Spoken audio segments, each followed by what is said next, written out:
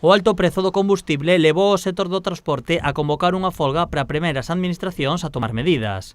Este parón xa comeza a pasar factura entre os negocios da nosa contorna.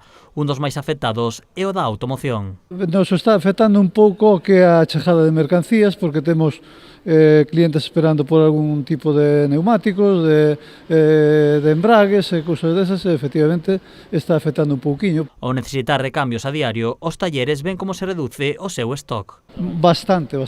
De feito é que aquí entran sobre 30 ou 30 tantos coches diarios, e hoxe, ao día de hoxe, pois vedes que hai bastantes coches por aquí, pero porque xa quedaron de ayer tamén, por falta de material, e si nos vai a afectar que non podemos traballar. Vamos a ter a xente media parada, sabes? Nunha situación similar atópanse os supermercados das marcas máis coñecidas, xa que os seus produtos proveñen de almacéns. Ao pertenecer a un grupo non teñen almacenaje, teñen nada máis que un almacenaje moi limitado.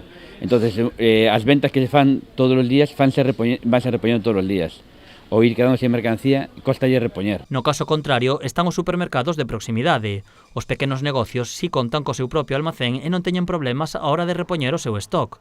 Tranquilizan os seus clientes sinalando que non quedarán sen produtos. Contando que iba a haber o tema da folga, coa previsión dos problemas que está vendo habitualmente, co tema do aceite, co tema de galletas, cereales, fariña, e temos unha previsión feita para un tempo prudencial de mínimo 15 días. Onde si se ven afectados todos os negocios de alimentación e nos prezos, xa que os produtos subiron. Aínda así, os pequenos comercios volven a matizar que ao contar co seu propio almacén, esta subida é máis lenta.